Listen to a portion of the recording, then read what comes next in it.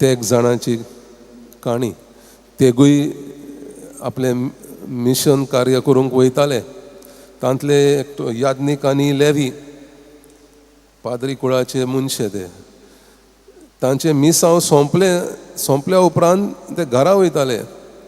याज्ञिक जेरुजलेमांतावन जेरिकेक वयतालो आनी वाटेर ताका एक मेलोलो मनीस सांपडलो.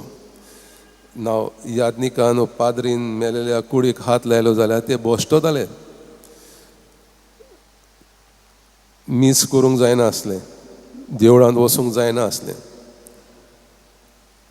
पूण तो मेला वो कितें तें कांय ताणें तो मिसाक वचोंक नासलो, घरा वयतालो. दुसरो जावन आसलो लेवी पाद्री कुळाचो मनीस. तोय त्या मेलोल्या मनशाक पळयनासतना दुसरे वाटेन वयता. तिसरो येता सामारियेकार. हे सामारेचे मनीस जुद्यांक आवडनासले, ते तांचे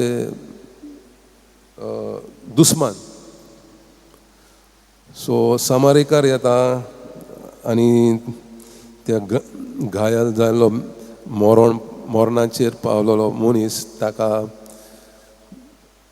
तेलान आनी वखदान ताचे घाय धुता, बँडेज घालता आनी ताका व्हरून एका खानावळीकारा कडेन ताचे थंय दिता.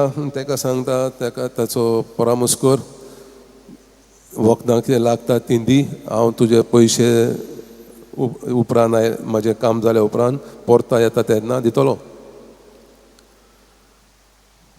जेजू ताका विचारता, ह्या तिगाय मदें शेजारी कोण, पेलो कोण?